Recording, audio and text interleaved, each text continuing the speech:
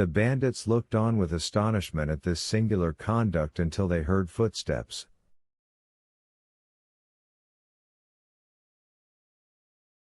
They turned round, and saw Diavolacho bearing the young girl in his arms. Her head hung back, and her long hair swept the ground. As they entered the circle, the bandits could perceive, by the firelight, the unearthly pallor of the young girl and of Diavolacho.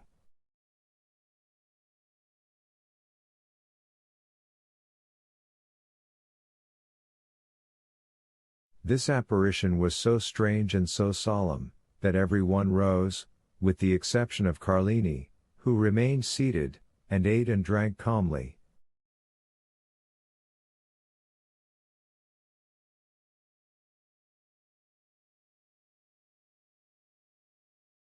Diavolacho advanced amidst the most profound silence, and laid Rita at the captain's feet.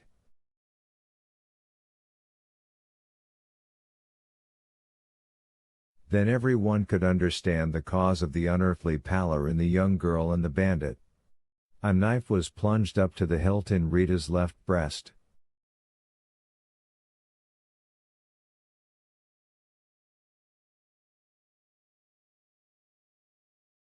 Every one looked at Carlini. The sheath at his belt was empty. "Ah, ah," said the chief, "I now understand why Carlini stayed behind."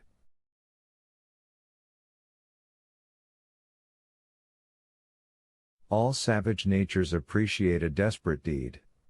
No other of the bandits would, perhaps, have done the same, but they all understood what Carlini had done.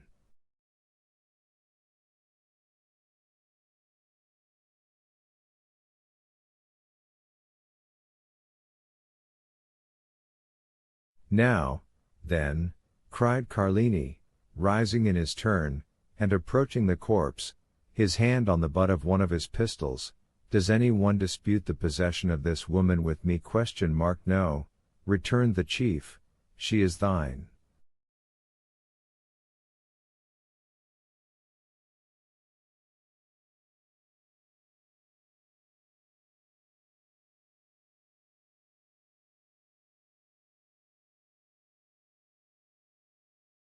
Carlini raised her in his arms, and carried her out of the circle of firelight.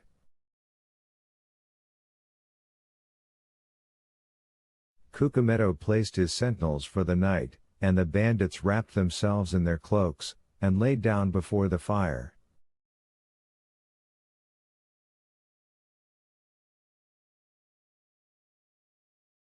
At midnight the sentinel gave the alarm, and in an instant all were on the alert. It was Rita's father, who brought his daughter's ransom in person.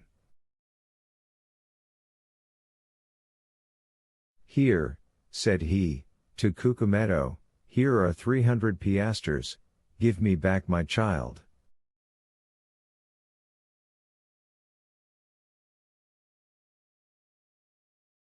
But the chief, without taking the money, made a sign to him to follow. The old man obeyed. They both advanced beneath the trees, through whose branches streamed the moonlight.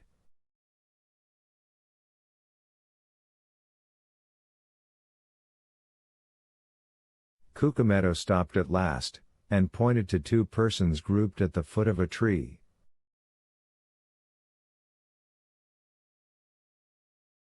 "There," said he, "demand thy child of Carlini, he will tell thee what has become of her," and he returned to his companions.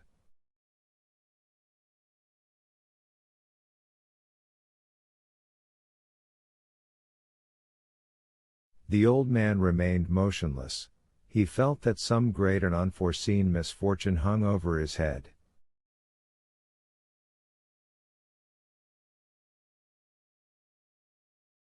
At length he advanced toward the group, the meaning of which he could not comprehend. As he approached, Carlini raised his head, and the forms of two persons became visible to the old man's eyes.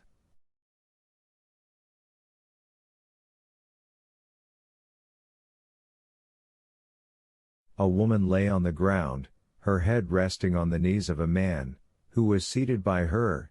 As he raised his head, the woman's face became visible.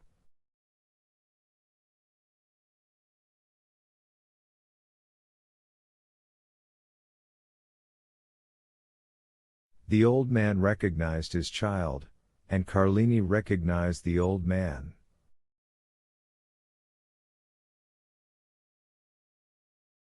"I expected thee," said the bandit to Rita's father. "Wretch!" returned the old man, "what hast thou done?" And he gazed with terror on Rita, pale and bloody, a knife buried in her bosom.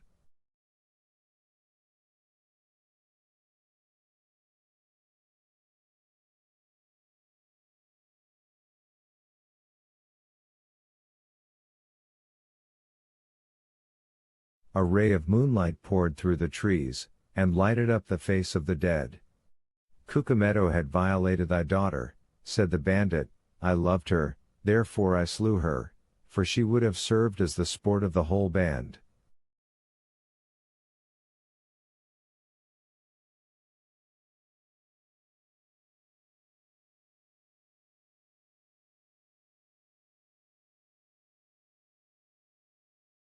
The old man spoke not, and grew pale as death.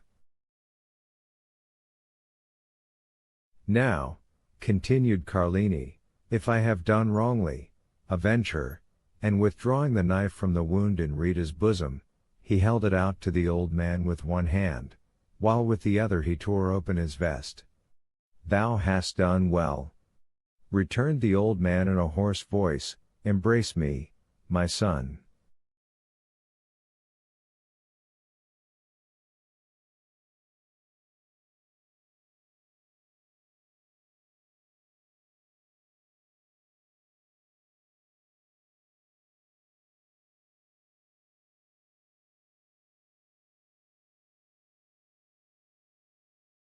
Carlini threw himself, sobbing like a child, into the arms of his mistress's father.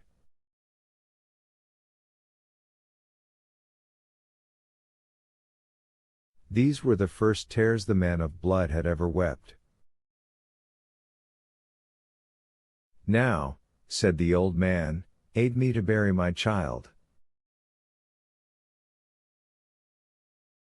Carlini fetched two pickaxes, and the father and the lover began to dig at the foot of a huge oak, beneath which the young girl was to repose.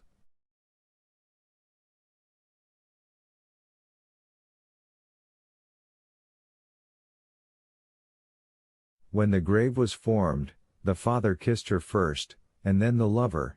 Afterwards, one taking the head, the other the feet, they placed her in the grave.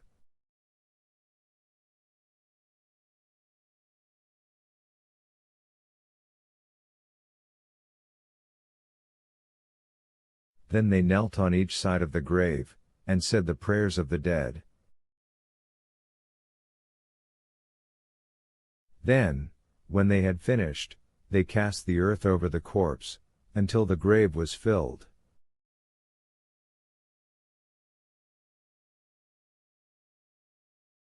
Then, extending his hand, the old man said, "I thank you, my son, and now leave me alone." "Yet," replied Carlini. "Leave me, I command you."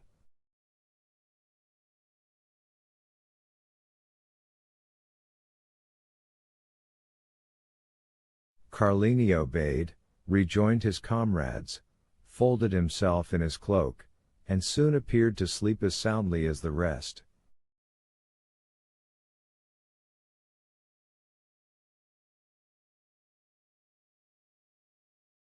It had been resolved the night before to change their encampment. An hour before daybreak, Cucumetto aroused his men, and gave the word to march.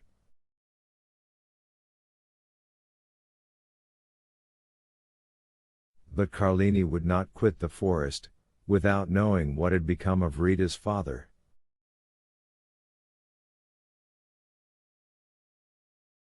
He went toward the place where he had left him. He found the old man suspended from one of the branches of the oak which shaded his daughter's grave.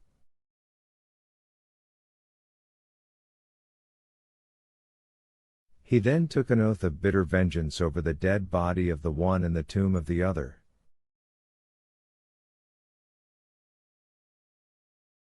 But he was unable to complete this oath, for 2 days afterwards, in an encounter with the Roman carbineers, Carlini was killed.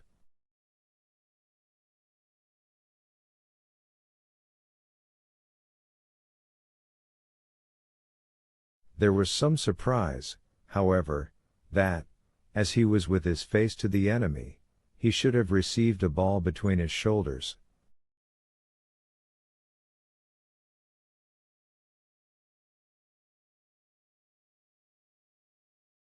That astonishment ceased when one of the brigands remarked to his comrades that Cucumetto was stationed 10 paces in Carlini's rear when he fell.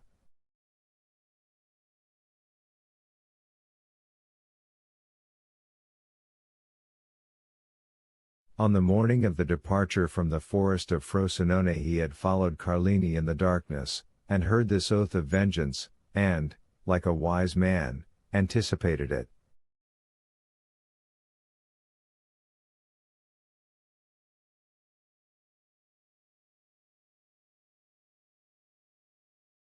They told 10 other stories of this bandit chief, each more singular than the other.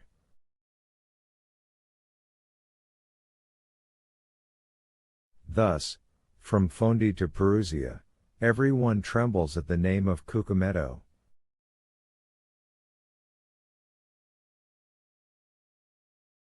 These narratives were frequently the theme of conversation between Luigi and Teresa.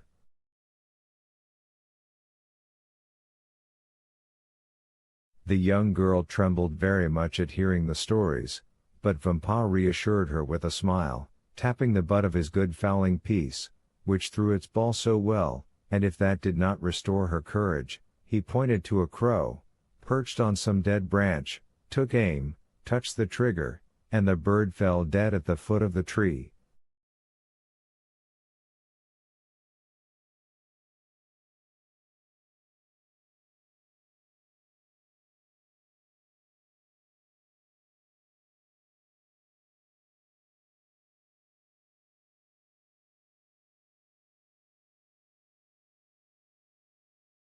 Time passed on, and the 2 young people had agreed to be married when Vampa should be 20 and Teresa 19 years of age.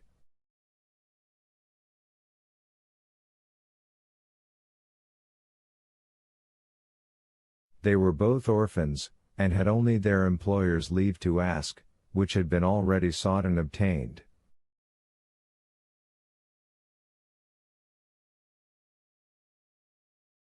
One day when they were talking over their plans for the future, they heard 2 or 3 reports of firearms, and then suddenly a man came out of the wood, near which the 2 young persons used to graze their flocks, and hurried towards them.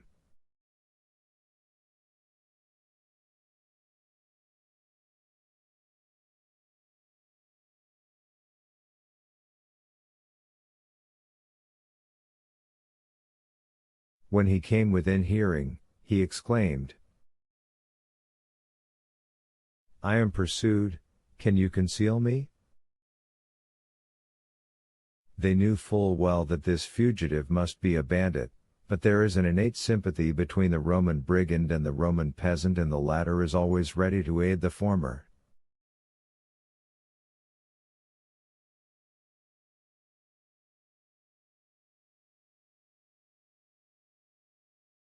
Vampa, without saying a word, hastened to the stone that closed up the entrance to their grotto, drew it away, made a sign to the fugitive to take refuge there, in a retreat unknown to every one, closed the stone upon him, and then went and resumed his seat by Teresa.